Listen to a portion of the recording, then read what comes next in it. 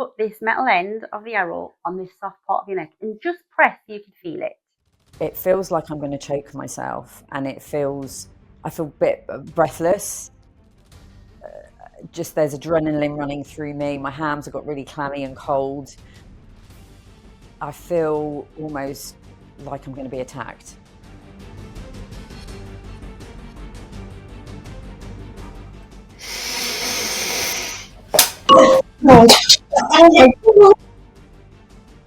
Oh wow! Well, how did that feel? Oh my, that was yeah. Just take a breath. Yeah. I can feel that. Take a breath. Oh.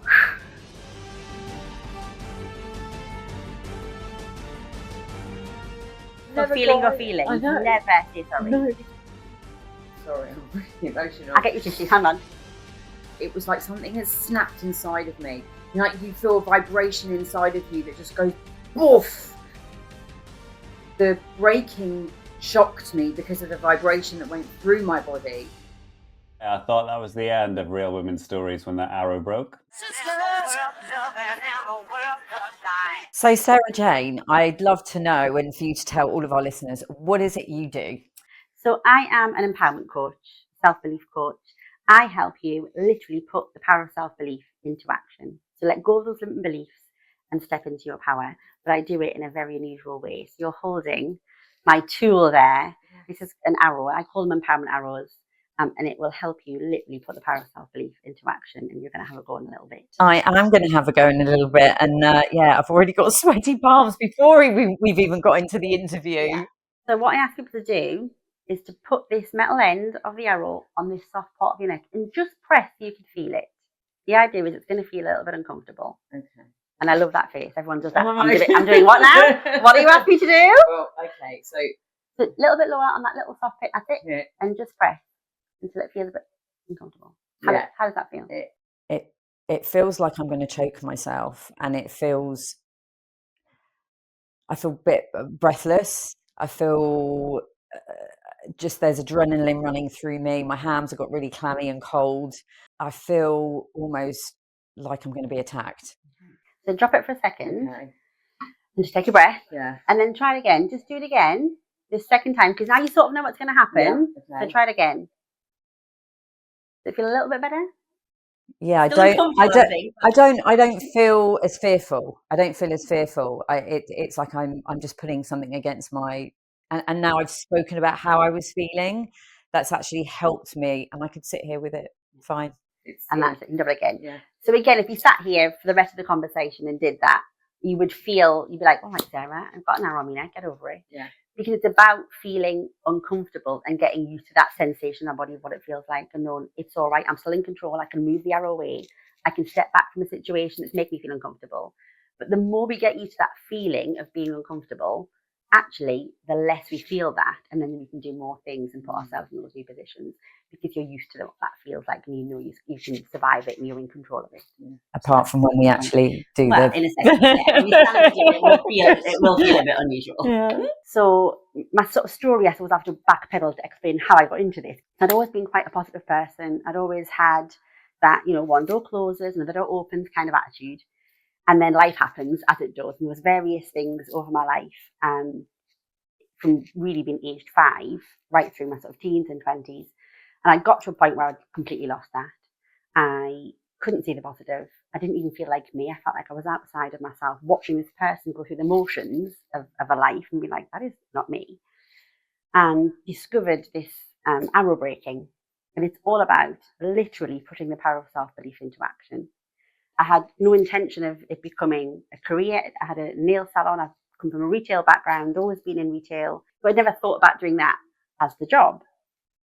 And once I'd done the arrow and I'd shifted my life, I'd unlocked that strength that I had, and it was always inside me. I'd just forgotten how to access it. So my children, we have this unboundless faith that we can just do stuff. We don't care about failing. We don't worry if one of that doesn't happen. We'll give it a go and see what happens. And we believe it can be anything. And then life happens to us and we start to lose that because the people we're around or the experiences that we have, but it's still in there. That belief is still in there. We've just forgotten how to access it. And so doing the arrow break helps people unlock that strength and that confidence and that self-worth that is there, that it's just gotten squashed and the light's been dimmed.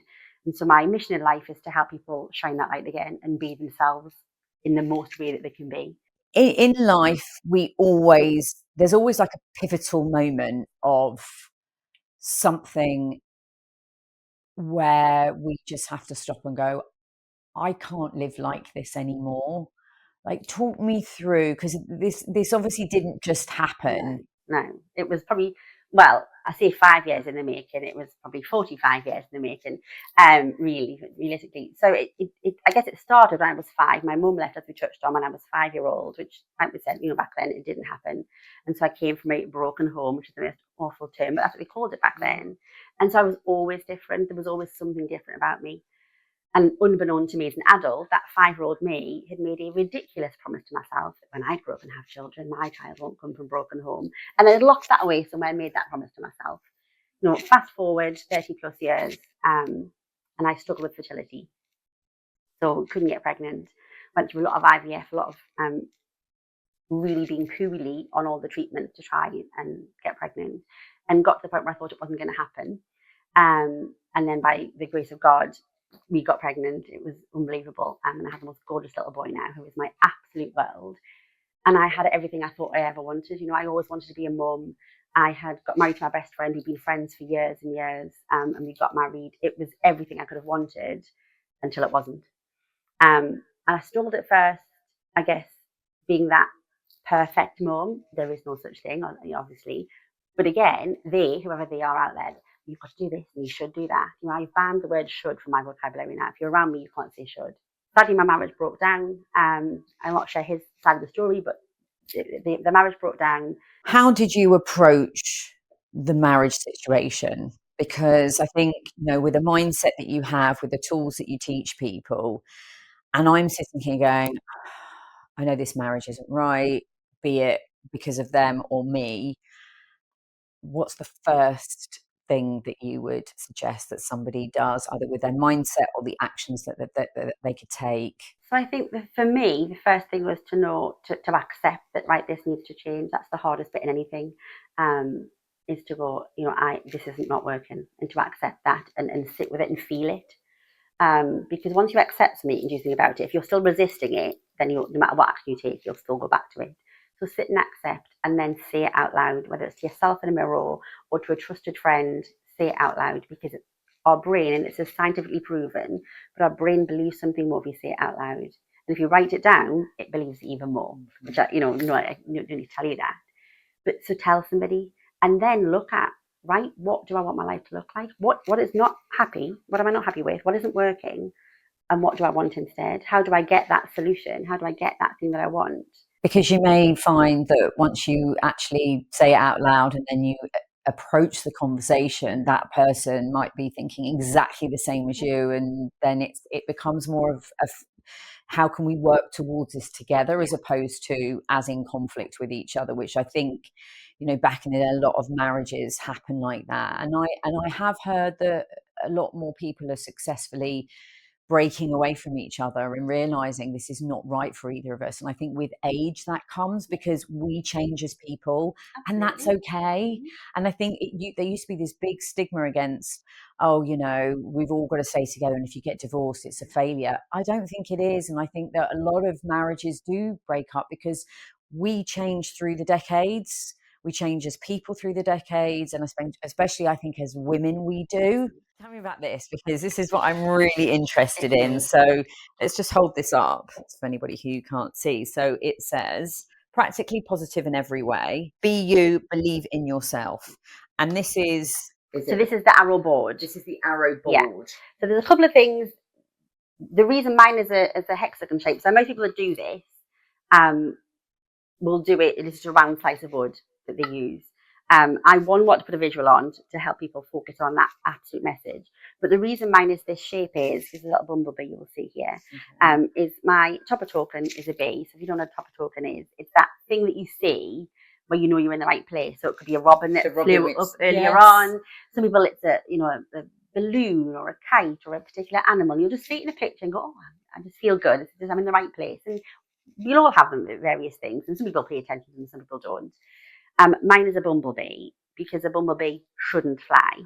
but we all know how I feel about the word should. If you build an aircraft that had the body and the wing dimensions of a bumblebee, it wouldn't take off. You couldn't make a plane fly that had those dimensions. But a bee doesn't listen to the fact that it shouldn't fly because we see them flying all the time. So I always say we should be more like bumblebee and not listen to what they say we can and can't do or should be able to do, and do the thing that we know we can do because we see them, they fly. So that's the sort of first part of that.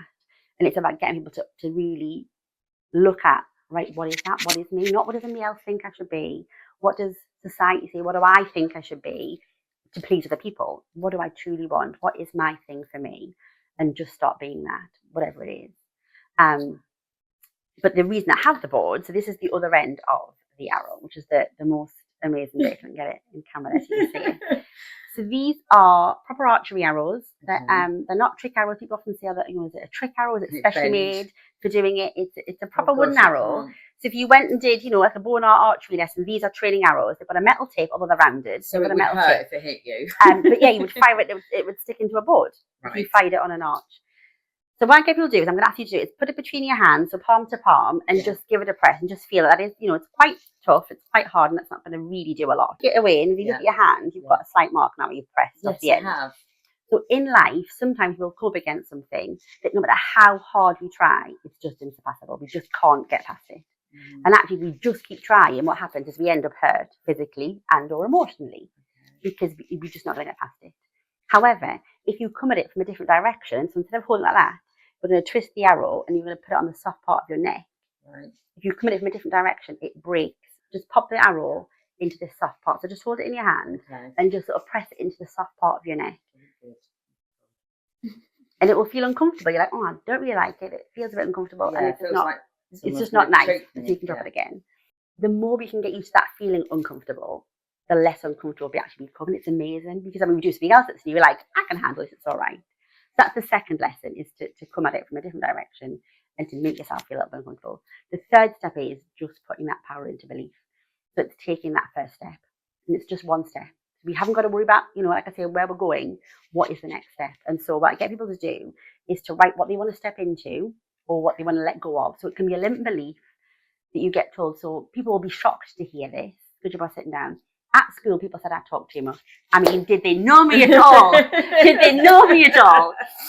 But I could have chose to make myself smaller and make myself quieter. Where today, it's my superpower because I can come and talk and share my stories and hopefully inspire other people. I can stand in front of a room of people or a field of people at retreats and talk and share that. Not everybody can do that. I understand that. Actually, I'm grateful that I have that as a gift. Take those things that people say that are our negatives and turn them into our positives. Turn them into our superpower. Is the best thing that we can do. But for lots of us, we tell ourselves, I'm not enough. I'm this. I'm too fearful. I'm too right? And we hold on to what other people have told us and it becomes our truth because we believe what we tell ourselves. Our brains are so clever, but also so stupid. And it just believes what we tell it. It is incredible. And so we tell ourselves this version of the story that we're not enough or, we're too X, Y, or Z. And we believe it. And we have to retrain that. So on the arrow, you can write that thing that you tell yourself, that limiting belief, that fear, or as I did on my very first one, what you want to step into. So I wanted strength. I knew what I had to do. I'd done the work to make that decision. I just didn't have the strength. Now I did have it. I just couldn't access it. I realised. And the fact that I now get to give this gift of that tool of self-worth and self-belief to other people is just the best gift in the whole wide world. Amazing. Well, I'm holding this and we're obviously going to do the whole practice on me, and if I tell you I've got sweaty palms, I'd expect you to. You didn't, and when you were talking, I was thinking, what would I write on my arrow? Like, what is it? And it's funny. The more podcasts I'm doing, the more emotional I get when I do them, only because it brings up something in me, and it's a fear, but I don't know what that fear is. So for me, it's like, what would you? It's making me feel scared or fearful. So break fear on. You want to break fear from that fear. You don't have to name what the fear is. I don't know if in my head it was failure, fear of failure, fear of trying and not actually getting to where I want to get to. But so my mission in life, I'm glad you said the word failure, because failure is not bad. Did you know the most successful people will fail more than the average person will even try? Now, when I heard that, because Because like we don't look at successful people and think they're failures, but they will fail more than most of us will ever even have a go at something, because that's why they're successful, because they try stuff. So my mission is to reframe the word fail in first attempt in learning. Because as long as you look at the thing that didn't go the way you planned it to, and that's all a failure is, something that didn't work out the way you expected it to. So one, was our expectation not right? Two, did we not have the right information, the right tools? You know, whether that's learning to use a new phone holder because we didn't have the right instructions. We put so much pressure on ourselves to be great at everything all of the time. And society's done this to us. You know, we both walked here this morning. Neither of us were born walking. We were born as babies, and we got a little bit older, take a couple of little steps, probably holding on to the sofa or holding on to, relatives' hands. And then we fell over and we sat on our bums. And then we're like, yes, look, you took a half a step. We didn't go, oh, well, I tried, I failed, I'll just sit here for the rest of my life. We kept going, riding a bike, riding a car, driving a car. We're failing to do these things, and yet they're seen as we're not. We're taking lessons, we're learning. So why is it okay to fail doing those until you pass your test or learn to walk? But in other areas of things that we've never done before or that are new to us, do we give ourselves this ridiculous pressure?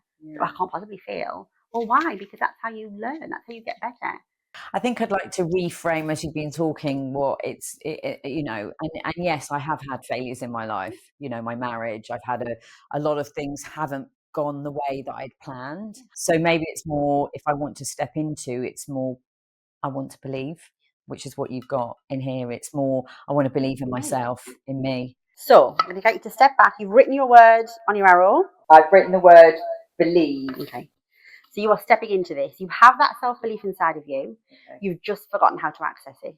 Okay. So when we step forward in a second, that one step is going to unlock whatever's blocking that self-belief, and you're going to be able to access it.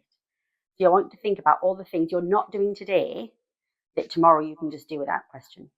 What is it today you're not quite stepping into? What you're holding yourself back for? And that's what we're going to step towards. All right. So that's what you're focusing on. So get your feet hip width apart, ready to stand.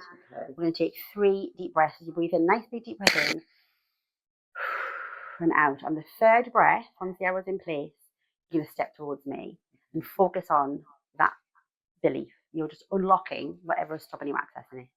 And you're going to be able to get that relief. All right. Okay. So when you're ready, pop the arrow onto the soft part of your neck. I will then take the other end and pop it in the board.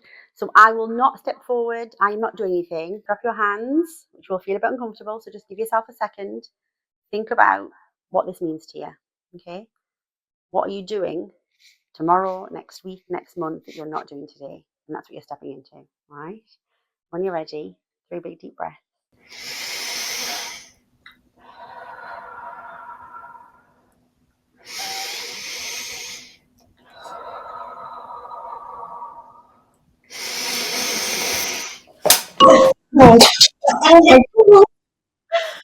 Oh wow. How did that feel? Oh my, that was, yeah. Just take a breath. Yeah. I can feel that. Take a breath. Oh.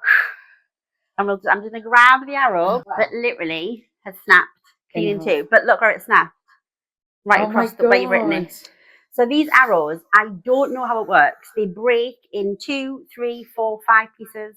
They splinter, they bend, but they always break where people have written. And I didn't tell you to write it there. You can write it in different places. It is unbelievable, the power in that. And so you've just unlocked that. You've snapped whatever was in the way, and you've now unlocked it. Emotional. Yeah, it is really emotional. Yeah, because it's giving ourselves permission. Oh, I can feel it. It's giving ourselves permission to do the thing. Yeah. Whatever the thing is, to do all the things. And that's terrifying, because now you've actually got to take action. And you're like, oh my goodness, I'm going to do it now. Yeah. But well done. Thank you. Well done. Wow. I didn't even think I was going to feel like that. But even to see the fact that it broke there, and I think the word believe came to me because sorry, I'm really emotional. I get you tissue, hang on. Only because when before I started all of this, and we saw. Sorry, never apologise for feeling your feelings. I know. Never say sorry. No, because we saw a robin. We did, and that was my grandma. And I don't get robins here a lot. No, and which is why I pointed it out. Reason that I started all of this was because when my grandma passed, I kept getting messages to say believe in yourself, and Yeah. So that for me, yeah. So what we're going to do in a second, and we've all calmed down, is we're going to wrap that up and you're going to take it with you. Yeah. But the idea is that you put it somewhere where you will see it every single day. Okay. So when that little bit of self-doubt, which will come back, the imposter syndrome is real, but it's because we're pushing ourselves. If we didn't feel imposter syndrome, we wouldn't care. Yeah. And that's why you feel it. So when you have that feeling of that little bit of self-doubt, remind yourself, it's because I care. Yeah. It's because I know what I'm doing can help people and make an impact. And then you can look at that and go, I can do that because look what I did. I smashed an arrow off my neck. Yeah. And it'll just wipe that self-doubt away. Yeah. You will have that belief. As soon as I stepped forward, it was more determination. But when I heard, and because I wasn't sure what was going to happen, and as soon as it snapped, it was like, oh my God, how can I explain it? It's indescribable, isn't it? That's the thing. Yeah, it was just like something clicked. It was like something has snapped inside of me. Like you feel a vibration inside of you that just goes boof. And that's what it was like. I guess it's like jumping off a cliff, but you've made that leap and it's okay and it's fine. So obviously the breaking shocked me because of the vibration that went through my body. But once I realized I'd done it, it was like, woof. Yeah. Because that pressure was gone and the relief is unbelievable, isn't it? Yeah. It is unbelievable. Just incredible. This arrow represents everything that I stand for, that from a very young age, I didn't have that belief, that my grandma, once she passed, told me to have that belief. This is going to be right next to my bed. So every morning I wake up, I'm going to see this arrow and I know that I can achieve anything I set myself out to achieve and that I do 100% believe in myself. Just what an incredible experience. I'm very lucky that I get to do this.